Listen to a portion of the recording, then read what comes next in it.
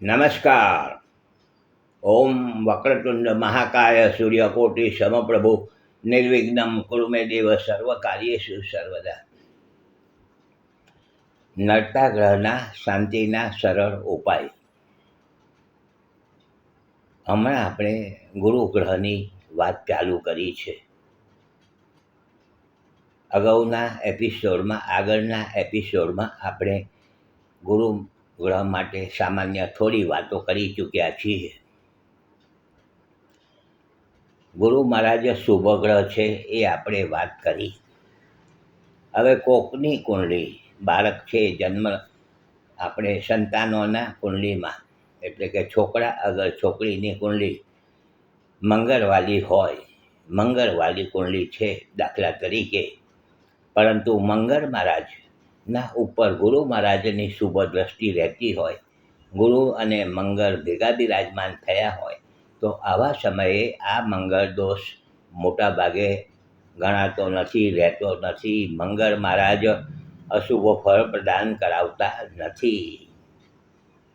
આ ગુરુ મહારાજની તાસીર છે એ વાત કરું છું કે ગુરુ મહારાજ જ્યાં નજર કરે છે ત્યાં એનું પણ શુભ થાય છે. એનું સમાન જે કંઈક અશુભ ગ્રહ છે એના ઉપર પણ ગુરુ મહારાજની દ્રષ્ટિ જો રહેતી હોય તો એનું પણ સમાન થાય છે, શુભ થાય છે.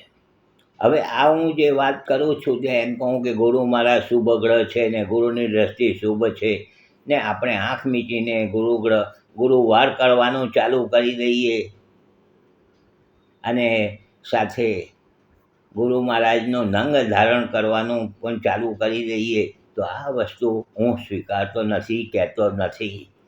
કારણ કે ગુરુ કોઈ પણ ગ્રહના નંગ વગર બતાવે, જ્યોતિષના જે સારા જાણકાર છે એની વાત કરું છું. એમને મોઢાથી કહી દે છે કે ભાઈ તમે ગુરુનો નંગ પહેરી દો એટલે આ કામ થઈ જશે, કે મંગળનો નંગ પહેરી દો. તો આ વસ્તુમાં હું માનતો નથી ને વિરોધ કરું છું. તમારા જન્મના ગ્રહો સાથે તમારા માટે કયું ગ્રહના નંગ પહેરવું જોઈએ એ પહેલાં નિર્ણય કરવો જોઈએ અને ત્યારબાદ ગ્રહનું નંગની યોગ્ય પૂજાવિધિ થયા પછી ધારણ કરવું જોઈએ. ગુરુ મહારાજે જન્મકુંડળીમાં જો બરાબર ફળ ના આપતા હોય તો એના ઉપાયો છે.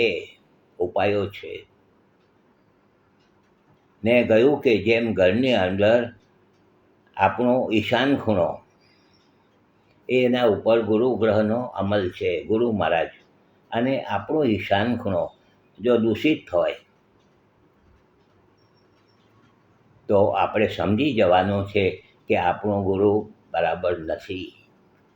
ગુરુ મહારાજને બળવાન કરવા હોય તો ઘરના અંદર ઈશાન ખૂણાને પણ આપણે તપાસવાનો છે.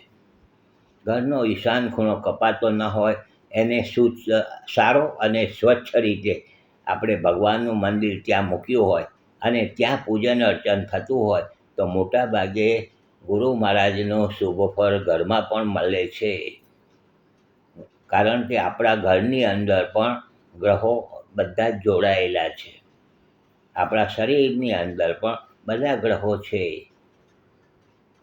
ઘરની અંદર પણ દાખલા તરીકે પશ્ચિમ દિશામાં શનિ મહારાજ છે તો ઉત્તર દિશામાં બુધ મહારાજ છે, પૂર્વ દિશામાં સૂર્યનારાયણ ભગવાનનો અમલ છે, નૈઋત્ય ખૂણામાં રાહુ મહારાજ છે તો અગ્નિ ખૂણામાં શુક્ર ગ્રહનો અમલ છે, વાયવ્યમાં ચંદ્ર છે. તો આ રીતે આપણા ઘરની અંદર પણ દિશાઓની સાથે ગ્રહોને જોડાણ કર્યું છે. ઈશાન ખૂણા ઉપર ગુરુ ગ્રહનો અમલ છે.